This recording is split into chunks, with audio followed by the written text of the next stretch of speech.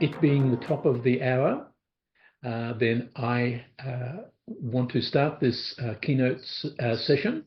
And to introduce myself, I'm Jeff Wiseman, and I'm a professor and endowed chair here in the Grace School at DePaul University. And I have the wonderful privilege of introducing today's keynote speaker. This is someone whose work, I have to confess, I've admired and taught for some 20 years, including this year as well. Audie Klotz is a professor of political science in the Maxwell School of Citizenship and Public Affairs at Syracuse University, and a new appointment is that she is the inaugural Alton Burn Family Faculty Fellow there. Professor Klotz is President-elect, importantly, of the International Studies Association, ISA, in 2025-2026. Audie's work traverses international relations theories, transnational activism, global migration, with an overarching emphasis on race. She specializes on the Southern Africa region and more broadly, the British Empire. Now, many of our students already have read your classic article on transnational activism and the anti-apartheid and abolitionist movements. So that is still very fresh 20 years after. Professor Klotz's landmark work, Norms in International Relations, The Struggle Against Apartheid with Cornell University Press, is an award-winning book. And I'm very happy to say that a new second edition of the book is forthcoming, and you will find a link to that second edition with the publication details in Audie's bio. So please have a look at that. Audie will be drawing on her work for the new edition in her remarks today under a title that I will leave to her to announce. And she has also kindly agreed to engage in a Q&A session following her remarks. So if you do have a question or comment in the audience, please submit it via the Q&A portal at the bottom of your screen. Professor Klotz joins us today, I believe, from Syracuse, and I want to extend an incredibly warm welcome to her, to our conference, and pass the floor over to you, Audie. It's all yours. Thanks, Jeff, for the very kind introduction. The only thing you didn't actually mention is that I'm originally from Chicago, so it's kind of a homecoming, and I'm delighted to join DePaul. I taught for 10 years at UIC, and I lived in Rogers Park. And I spend my time doom scrolling on the immigration stuff, so I hope everybody stays safe. So more to the point, my talk today is based on a co-authored piece with my colleague Franziska, otherwise known as Franzi Boehme. It's called Apartheid After Apartheid. I want to explain a little bit the origins of it because Jeff already mentioned how this basically builds on a lot of my own previous work. But this is a joint argument, so I try to use we when it is arguments or ideas that generated through the collaborative research project with my colleague Franzi. And then on some of the things I'll say I, if it's something that is kind of a spin-off that she may or may not agree with. Okay, so let me, before we move to the substance, let me explain a little bit about how this particular co-authored project emerged. In 2021, I took over the undergraduate international law course in my department. And as I was writing and updating lectures, I actually read the Rome Statute of the International Criminal Court in detail for the first time. And lo and behold, I discovered that apartheid was in there. And I'm like, why is apartheid in the Rome Statute? Because the Rome Statute only allows for ICC prosecutions after the entry into force. So after the end, ostensible end of apartheid in South Africa with universal suffrage elections in 1994. So I reached out to Franzi, who is an ICC specialist and also former PhD advisee, and I asked, like, do you know anything about this? How did this happen? And she also had never noticed it or thought about it. So that's the genesis of this piece. We started by trying to figure out when, where, how, and why apartheid ended up in the Rome Statute. All right, next slide, please.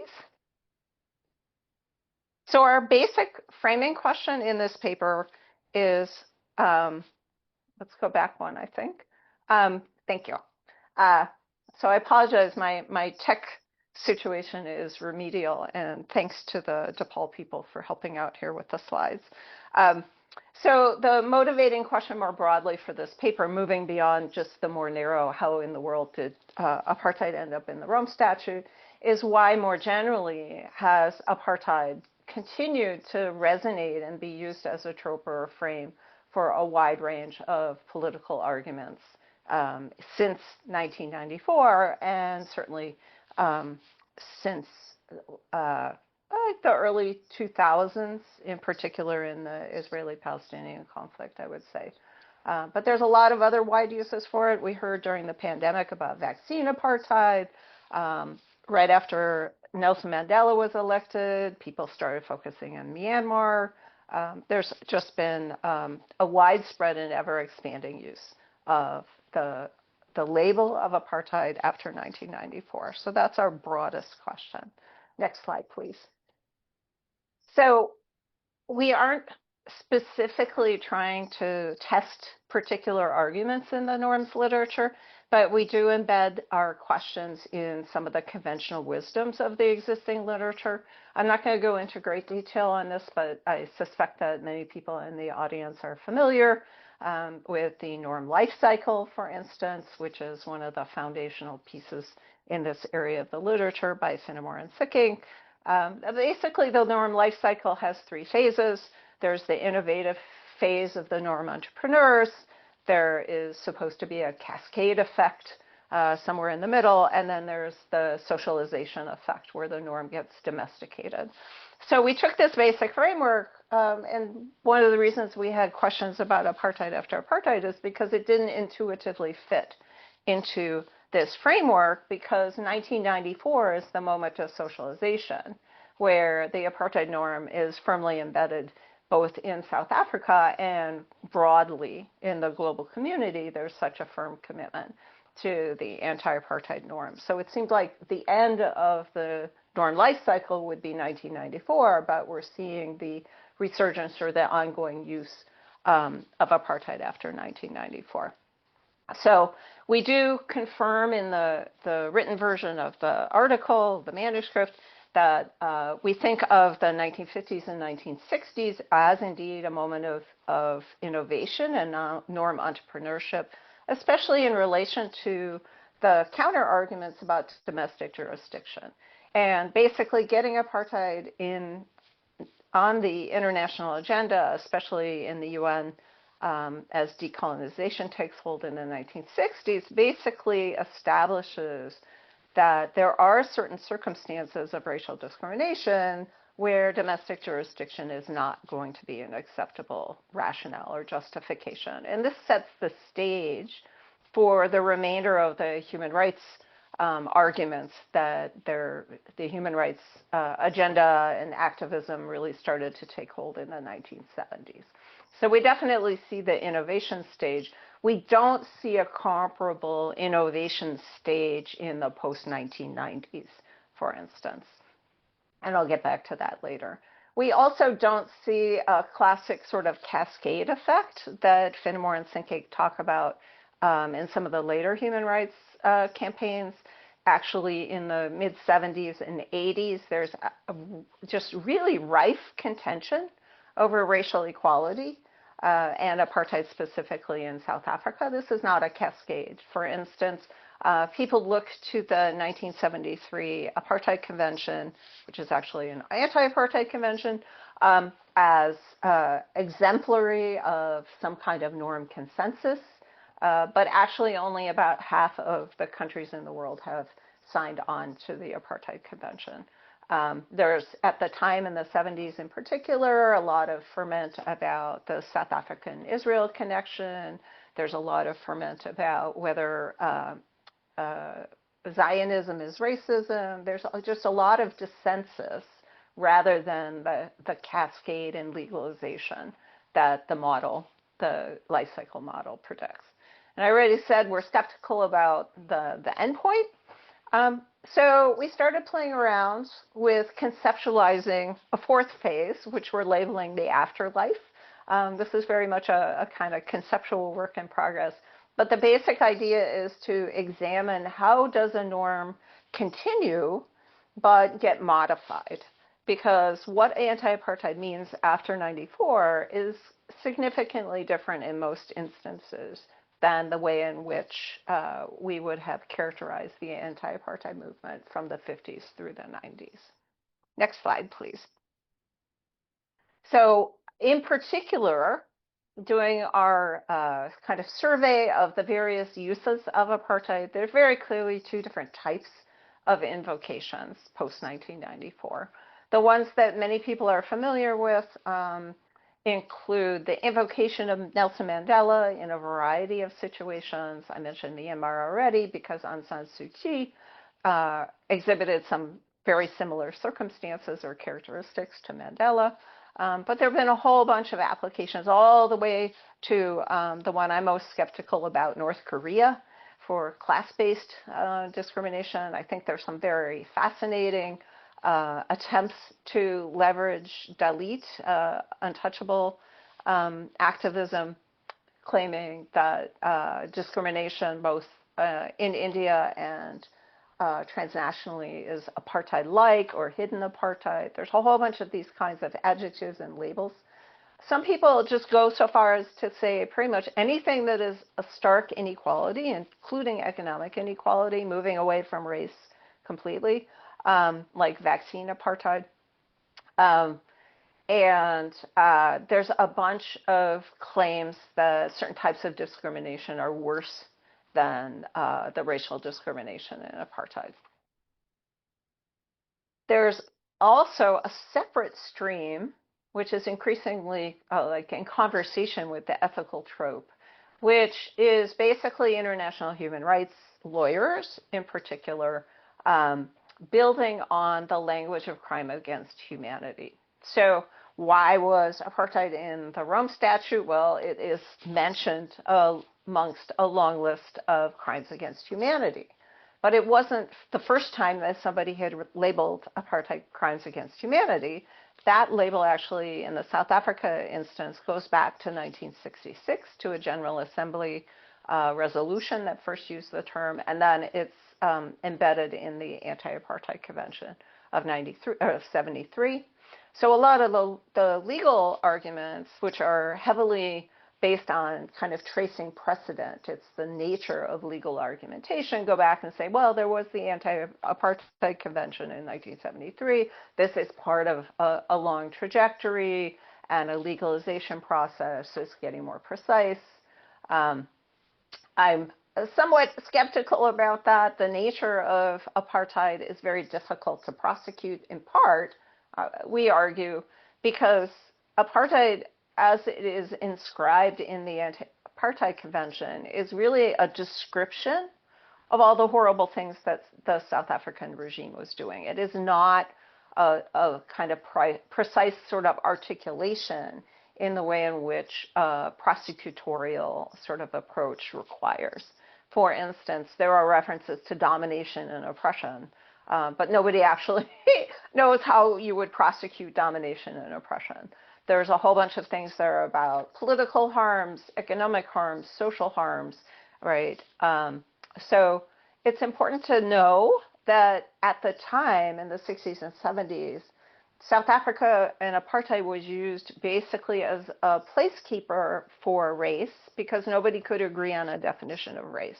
Everybody could agree that apartheid was bad, but that enabled people to elide the inevitable impossibility, basically, of defining race. So we're left with international lawyers looking back to an apartheid convention, which is really just a more kind of descriptive list of harms. And so it's not surprising that it's so far rather a big challenge to try to prosecute based on the definition of apartheid in international law. The Rome Statute version is very close to the Apartheid Convention version. There are some distinct differences there. One of the questions we did ask, we're still not quite sure about the answer to this because the final negotiations for the Rome Statute were purposely not recorded.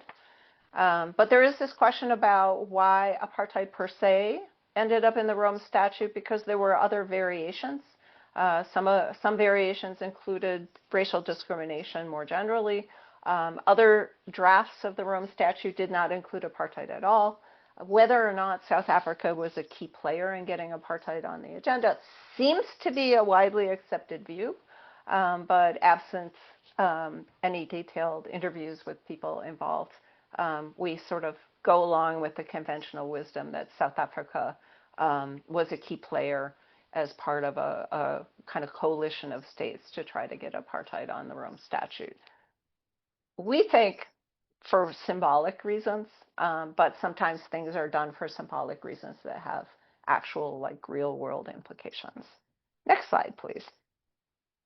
So we're playing around with this question of sort of how many different versions of apartheid can exist in politics or even international law before the whole concept basically loses its meaning. For those trained in political science, you may recognize this as sort of the Sartori, how far does a concept travel? You can extend things or you can go deeper in place-based arguments about a particular concept. So this is a broader political science, kind of social science question, but we're looking at it specifically in terms of these two ways in which the apartheid label has been extended.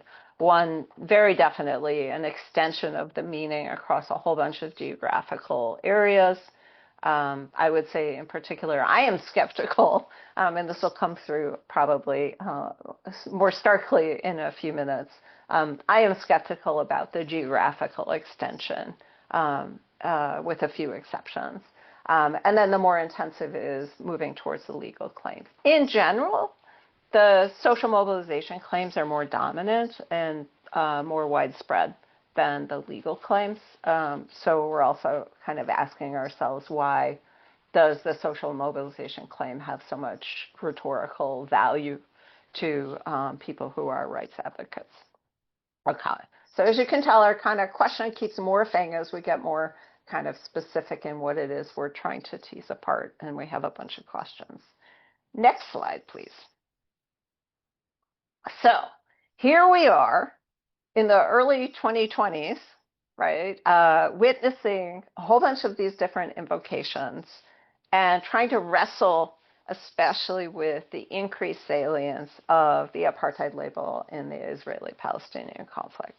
So just taking a step back, as I mentioned, we're wrestling with whether or not, or the extent to which we want to try to come up with a kind of a more conceptual articulation of what the afterlife is. And so we've gotten as far as the idea that it's not a new life cycle. It's not starting with a new round of entrepreneurial activity, and that it is building on the existing norm, so the socialization, quote unquote, success of the South African case. So in the literature, that could come through a couple of different processes, generally labeled grafting, where you take a kind of new interpretation of something and you build on an existing accepted strong norm to try to expand the scope of that norm. Or another articulation is proactive contestation. And I see I've got a typo in my slide. But proactive contestation being the idea that you have an idea that you're trying to promote, as opposed to reactive contestation, where you're defending yourself from criticisms. So we see the idea of an afterlife as people are taking up what they see as a successful outcome. In the South African case, there was, like, the UN Committee Against Apartheid announced in 1994 that it was closing shop because they had been successful, right? So the idea that South Africa was a success is very embedded in the ways in which people are using the apartheid label now, right? Either to expand on that success to say, hey, this strategy worked against South Africa, let's use it in this other setting, or this idea that there is a kind of successful norm to challenge certain types of discrimination.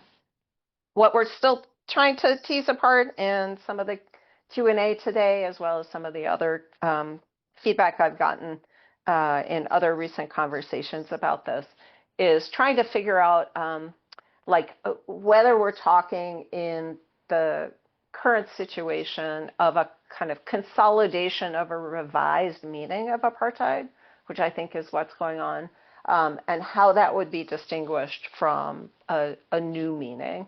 And I'll come back to this when we talk about gender apartheid, because I think that helps us kind of parse the difference between a revised definition of something and a new norm.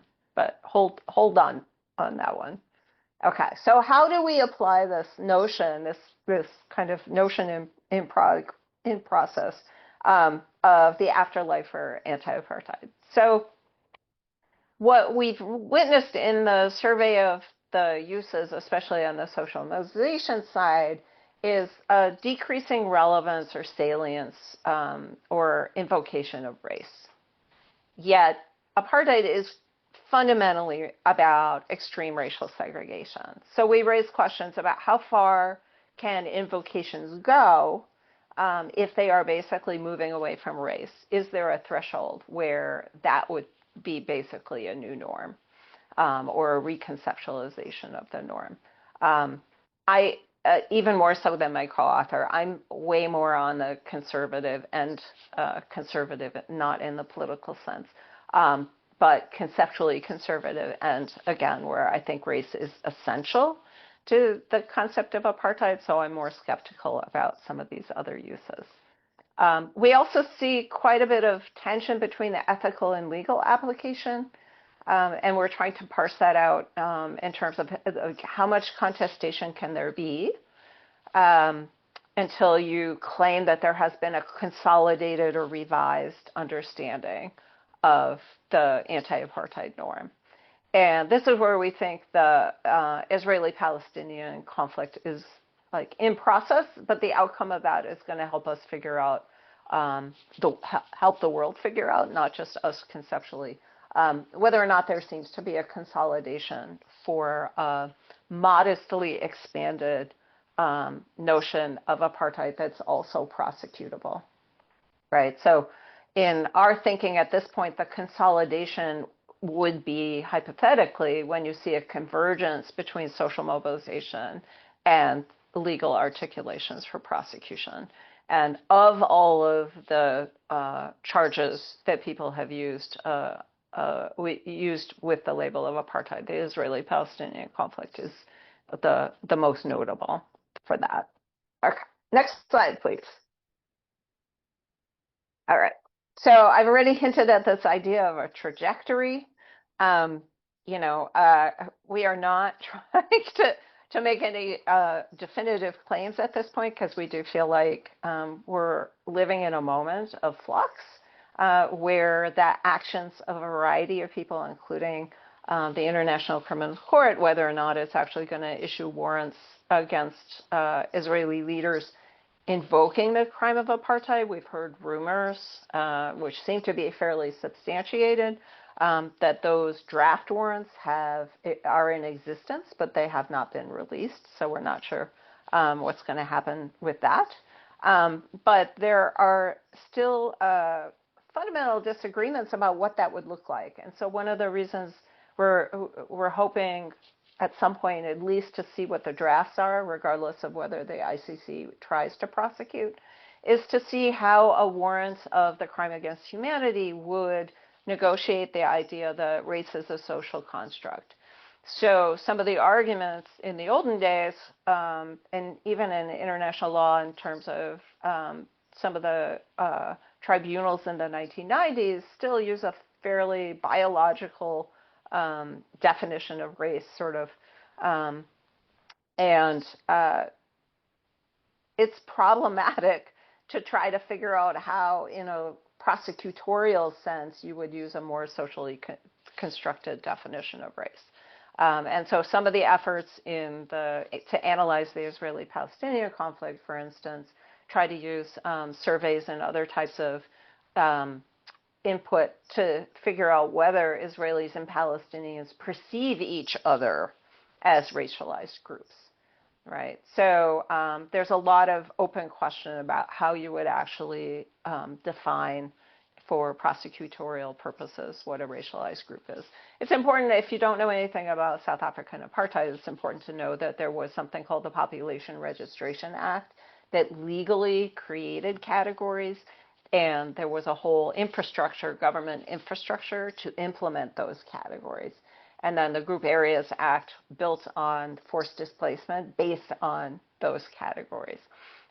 So those kinds of legal and policy categories do not exist in any other setting, except perhaps Namibia.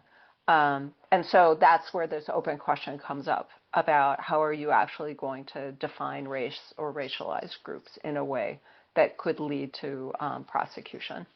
In the Israeli-Palestinian case, as many of you know, if you're following this, there's jurisdictional issues over occupied territories versus Israel proper. Again, some of the parallels that I think are overstated and understated in the South African comparison. People often invoke the homelands in the South African case. I don't think that's the right comparison for reasons I can detail in the Q&A if anybody wants. I do think that the Namibia situation is a much more appropriate comparison if people want to build on that. And then, there's tons of different definitions of apartheid, as I mentioned, or factors, right? So summing up, part of my and our skepticism about trying to use apartheid as a prosecutable crime is that so many of the harms listed, for instance, in the original Anti-Apartheid Convention of 1973, could already be prosecuted with existing legal instruments. All right, so the apartheid label for the purposes of prosecution does not seem as essential to us as it seems to be for people who are trying to mobilize around the efforts to pursue legal prosecution. So we're skeptical that the apartheid label would be at most redundant, if not unnecessary, but maybe actually counterproductive, where putting the apartheid label on something may get otherwise people who would be sympathetic to a prosecution for some other kind of crime may have a visceral reaction to it, in part, certainly in the Israeli-Palestinian situation, because of this long history of the debate about whether Zionism is racism. And so there's almost an unnecessary politicization if you decide to use this label. So that's what I mean when I say it might actually be detrimental. I have a lot more I could say about the gender apartheid campaign, but I think it illustrates two things. One, I've recently was talking with a couple of advocates for the gender apartheid label, and they explicitly said they are trying to create a new norm. Right, so that, for me, kind of intellectually, it helps me understand kind of what the threshold might be between a norm, a kind of redefined norm versus a new norm. And I'm willing to think of the advocates for gender apartheid as a concept as norm entrepreneurs in the life cycle model, in a way that I'm very hesitant to accept it as a form of apartheid. Because they refer to gender apartheid and racial apartheid. I'm like, there is no such racial apartheid, right? That's the essence of apartheid. And they're saying gender apartheid and not gendered apartheid, which is not just a semantic distinction. Anyway, lots and lots of stuff that we could talk about on that if you want. Overall, I land on the more skeptical end of the spectrum. I think the definition of apartheid needs to be firmly rooted in questions of race and racial discrimination and racial inequality, because otherwise, once again, race gets marginalized from the agenda. And the whole point of the anti-apartheid campaign in general and its success was to get racial equality embedded in the international system. Caveat, at the very moment in current politics, we may be seeing the collapse of that consensus, but that's also another question we can talk about in the Q&A. Thank you very much. The last slide is just a welcome, we welcome feedback, our email addresses if anybody wants to contact either of us. We welcome comments. Thank you very much. Audie, thanks very much. And at this point, it is incumbent upon me to wrap up what has been an absolutely fascinating session. And I have to say quite spontaneously that what I really appreciate about both your keynote address and your Q&A is essentially how you've reinforced the idea of conceptual analysis. And that becomes extremely important even when we are so concerned about normative issues that affect us globally. So that I really do want to thank you for. I'm also deeply impressed by the evident self-reflection that you're going through. And it comes back to the piece that we had yesterday, that this is just such a good reminder for people in academia, in the policy world. We basically do have to constantly reassess our thinking. And I think that you've done that really quite beautifully today. And in that context, you're telling us, don't be caught up by the trends. That there is a certain amount of intellectual courage, a great deal of intellectual courage, that basically requires us sometimes to go against the prevailing conventional wisdom. And I think you've done that just superbly today. So I do want to thank you so much. And I just want to mention to everyone else that we resume at the bottom of the hour. And this is a panel. The next panel, Audie, is in fact relates very much to the idea of the connection between the international and the national, and its diplomacy's domestic dimension. But I mentioned that for our audience, not so much you, Audie, because I know you have other things that you need to attend to. And I'm just getting a word from David. It's not the bottom of the hour; it's 1/4 past the hour. Oh my goodness! There you go. You can see that I've been absolutely wrapped up in your address and comments, Audie. So I have run over time, and that's completely on me. But at 1/4 past the hour, we're starting the next panel. But just once again, thanks so much for an absolutely engaging and superb presentation. Thank you so much. Thanks for the invitation and at least the virtual option of being in Chicago, my hometown. So lovely to see you. Thank you, everybody. Thanks, Audie.